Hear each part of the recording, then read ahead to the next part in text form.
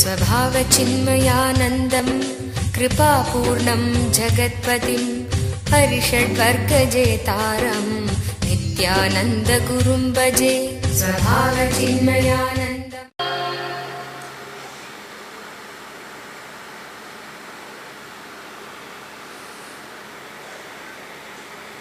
I welcome you all with my love and respects.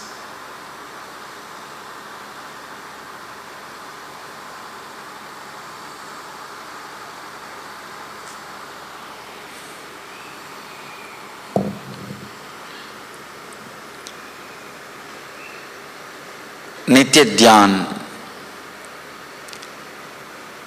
Before entering into the program, let's understand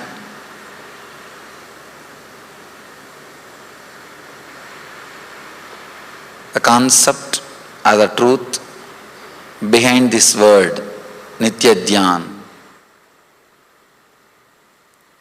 Continuously, all of us are meditating on something. We are all eternally meditating on something. Nitya Dhyan is all about making you meditate which will be eternal.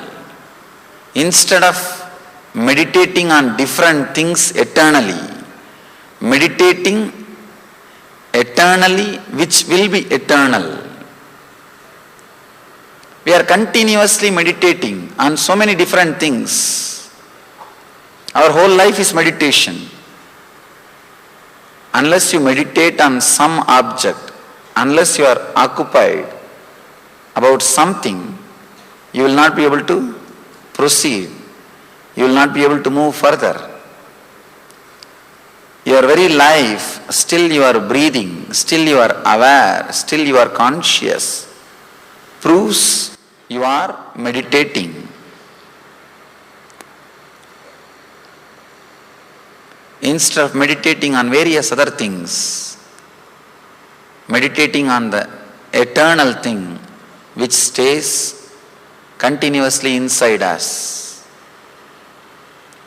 Today, we will try to analyze and understand why meditation, what is meditation, how, when, all these initial questions we'll analyze. Then I'll try to respond to your questions. After the question answer session, we will enter into one meditation technique. Tomorrow we will work on samskaras, engrams, engraved memories, and have a question answer session and a meditation technique. Day after tomorrow we will work on a very important truth, unclutching, Nitya Dhyan, and have a meditation technique. I wanted to start the whole program with this one word, a very beautiful word. First sutra of the Brahma Sutra, Atato Brahma Jignasat. Let us inquire into reality. This word is really powerful. The Guru who is teaching is not saying, let me teach you the reality. No. He is saying, let us inquire into the reality. Because when you start, only with the inquiry sense you can reach the truth.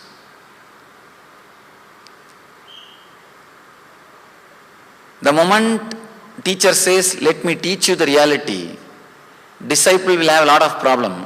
If he is little egoistic, he can start thinking, who are you to teach?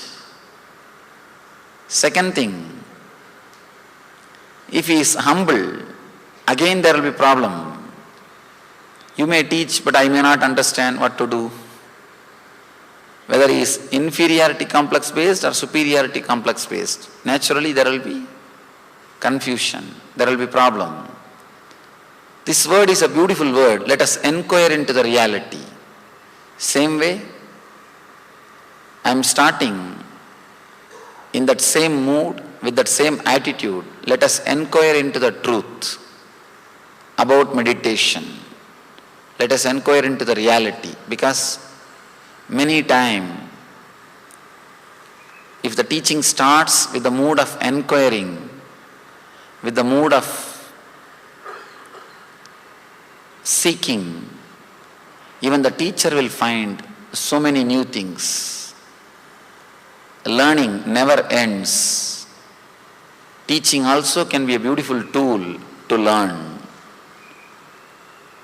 First, let us enter into the question, let us inquire into the question, what is meditation?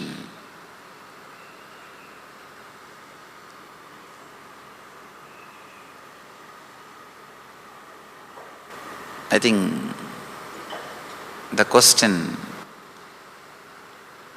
analyzed, contemplated, meditated by millions of sages. Just like West has done a great research and development in the outer world, East has done for more than 10,000 years a great research and development in the inner world. This was the core question for all the research and development. What is meditation?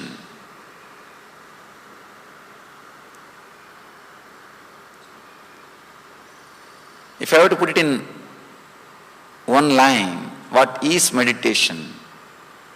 Any technique, any method which raises your consciousness is meditation. Anything which raises your consciousness is meditation. It can be even a simple breathing. It can be a simple repetition of some word, or it can be just simply sitting. In Zen tradition, just sitting is meditation. I think most difficult meditation. Anything can become meditation if it is useful, if it is raising your consciousness. Why meditate? Why meditation? Again, thousands of reasons. I should actually ask why we should not meditate, because for that we have less reasons. Why we should meditate? We have enough reasons. Tons and tons of research done by different scientists in different countries proves the physical health and mental health, other different benefits. But according to me, even those things are not a straight result of meditation or the purpose of meditation. Maybe all these things are side effects of meditation. Physical health, mental health, wonderful. Maybe all these things are side effects, after effects of meditation. If somebody asks me, why meditate? My straight answer will be to raise the consciousness, to raise the conscious level. Human body is designed to raise the consciousness. Human brain is wired for enlightenment. By your very nature, you are wired for enlightenment. Human body is designed to experience expanded consciousness. Only a person who brings all the possibility into a living reality experiences the fulfillment. Understand? A person who does not bring the possibilities into reality will be carrying so many karmas. I want all of you to understand the word karma. Karma is nothing but unfulfilled experiences which stays in you and which is constantly pushing you to fulfill those experiences. Anything which you experience intensely, deeply, will leave your system, will liberate you. Any experience you did not go through completely, did not have complete fulfillment, did not give a full energy, attention and awareness, remains inside you as karma. There is a very beautiful sutra, Upanishad sloka, Purnamada Purnamidam Purnat Purnamudachyade. From the whole came the whole. You are, even if you are carrying some karmas, basically you are complete fulfillment, wholeness. So any karma which has not become complete cannot rest inside you. It will try its best to fulfill itself. It will drive you again and again to go through the same activity so that it can feel fulfilled. Any desire, any experience which has not become complete in your system will remain as karma and push you again and again, make you go through the same experience to fulfill itself. शिवोऽहं शिवोऽहं